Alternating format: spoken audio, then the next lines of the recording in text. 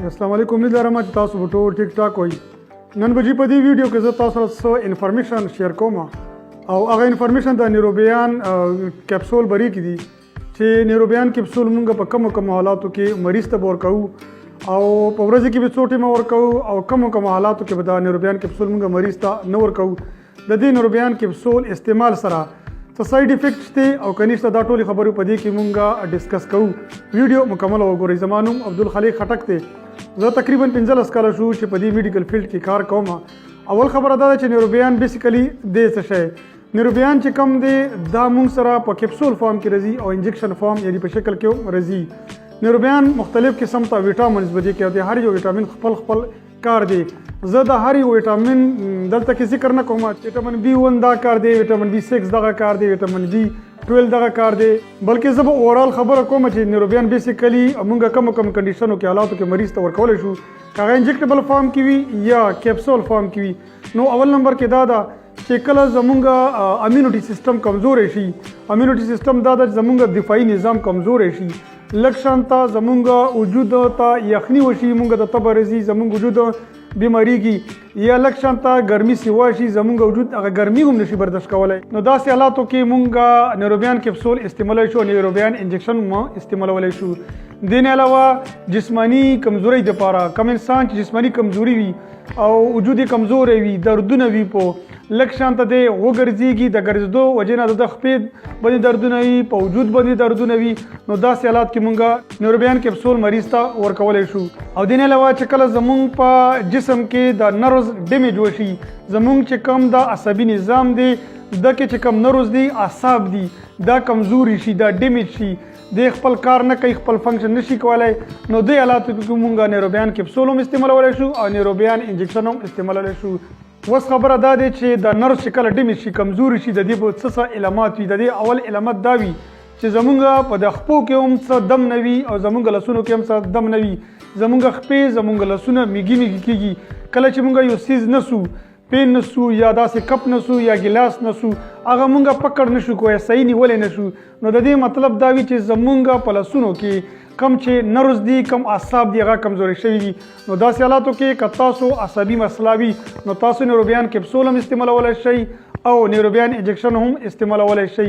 دې نه علاوه چې کم مریض ته د ملا درد وي، د ملا درد د ده ته د جسماني کمزورۍ وجې نه وي، د نورو دردونو ګلو سره د نیروبیان کپسول استعمالولی شي او نیروبیان انجکشن هم استعمالولی شي. دې نه علاوه هغه کسان چې د هغو په پټو کې یعنی په مسل کې څه کمزوري وي، مسل یې خوږېږي، مسل کې دردونه وي، نو د دې مسل کمزورۍ دپاره مونږ هم نیروبیان کپسول هم استعمالولی شو او نیروبیان انجکشن هم استعمالولی شو. بعضې خلک داسې وي چې هغوی ډېر زیات کمزوري وي، د کمزورۍ وجې نه یو ځای نه بل ځای ته تللی نشي، چې لږ شانته دی ځي نو د دوی د تلو وجې نه دې مریض ته ساه لنډېږي، د ده وجود باندې دردونه وي، په خپو یې دردونه وي، خپې بالکل کار نه کوي. نو د دې مطلب دا دی چې د ده په جسم کې څنګه کمزوري ده، نو د کمزورۍ ختم کولو دپاره مونږ نیروبیان کپسول هم استعمالولی شو، نیروبیان انجکشن هم استعمالولی شو. اوس به راځو چې د نیروبیان کپسول یا نیروبیان انجکشن مونږ ورځې کې څو ځل استعمالولو. اول خبره ده که کله یوه مسله مریض ته سیوا وي نو دته مونږ همیشه دپاره انجکټیبل فارم کې نیروبیان ورکوو. دا انجکشن مونږ مریض ته په مټ کې هم ورکولی شو، په ټوټي کې هم ورکولی شو یا په رګ کې هم ورکولی شو. نو ښه طریقه یې دا ده چې مریض ته په ملاستي باندې دا انجکشن مونږ ولګو او مریض ته آی وي انټراوینس یعنی په رګ کې ولګو. ولې که دا مونږ په مټ کې یا په ټوټي کې ولګو نو د دې د لګېدلو سره مریض ته ډېر زیات درد وي. نو ښه خبره دا ده که دا په آی وي او په ملاستي باندې ولګولی شي، مریض ته به درد هم نه وي، مریض ته به د دې زیاتر ساید افیکټ هم نه وي. او دې نه علاوه که مریض ته زیاته تکلیف نه وي، جسمانی کمزوري وي، عصبي کمزوري وي، جسمانی دردونه به وي، بملا یې درد وي یا د قسم ته د ده وجود کې څه کمزوري وي، نو د دپاره مونږ دا کپسول استعمالوو.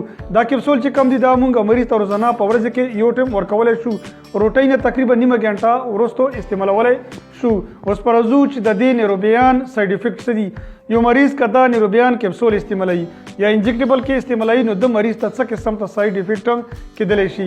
د نیروبیان کپسول په استعمال سره یا د انجکشن په استعمال سره مریض ته الټۍ هم راتلی شي، زړه ته هم ایښېدلی شي او په سر یې چکر هم راتللی شي، په سر یې درد هم راتللی شي او سکین الرجي ورته کېدلی شي. او د دې په استعمال سره مریض ته خارښت هم کېدلی شي. خو دا ټول چې کوم د دې سایډ افیکټس دي دا ډېر ماینر کیس کې کېږي، یو څو مریضانو ته کېدلی شي. ضروري خبره نه ده چې هر یو مریض ته به د دې کپسول په استعمال سره الټۍ هم راځي، زړه به ورته شېږي، سر به ورته ګرځي، یا به په ګېډې ورته درد هم کېدای شي، یا داسې سکن الرجي به ورته هم کېدلی شي. بهرحال که داسې تاسو باندې دغه سکن الرجي کېږي یا څه قسم ته سایډ افیکټ اپیر کېږي، نو تاسو ته پکار دي چې د استعمال نه مخکې ډاکټر ته خامخا دا خبره ووایئ. اوس راځو چې د دې کانټرا انډیکیشن څه دي. کم مریض ته به مونږ نیروبیان کپسول یا نیروبیان انجکشن نه ورکوو. د کم مریض چې هائی بلډ پریشر وي دته مونږ د ډاکټر په مشورې سره نیروبیان کپسول هم ورکوو یا نیروبیان انجکشن هم ورکوو. دې نه علاوه چې د کم مریض هم د زړه رفتار سیوه کېږي هغه ته مونږ نیروبیان کپسول وي یا انجکشن وي دا به هم د ډاکټر د مشورې مطابق ورکوو ورته. داسې مریض که د دې په استعمال سره هغه ته څه قسم ته سکن الرجي کېږي یا څه بله مسله ورته پیش کېږي، نو داسې مریض ته مونږ د نیروبیان انجکشن یا ګولۍ نشو ورکولی. 14 سال نه چې چا کم عمر کم وي نو هغو ته هم پکار دي چې نیروبیان انجکشن یا نیروبیان کپسول دی بالکل استعمالوي نه. اوس اخري خبره دا دی چې نیروبیان به مونږ پریګننسي کې مریض ته ورکولی شو که نه. بالکل نیروبیان مونږ په پریګننسي کې ورکولی شو، ولې چې دا یو سیف دي. پریګننسي کې بالکل سیف دي، تاسو ورکولی شي، بلکې د دې یو ډېر بهترین اثرات وي چې مریض ته که څه قسم ته یو پریګننټ فیمیل ته څه قسم ته ساینو سیمپټمز وي د کمزورۍ د دردونو، نو هغه دې سره ختم کېدلی شي. امید لرم چې ویډیو به ستاسو خوښه شوې وي. که ویډیو ستاسو خوښه شوې د ویډیو لایک کړئ، خپل ملګرو سره شیر کړئ او زما دا چینل ضرور سبسکرایب کړئ، ولې چې په دې چینل کې زه ډېرې انفارمیټیو ویډیو اپلوډ کوم او د دې ټولو ویډیو صرف مقصد دا وي چې تاسو ته ښه معلومات هم په پښتو زبان کې ملاو شي. شکریہ.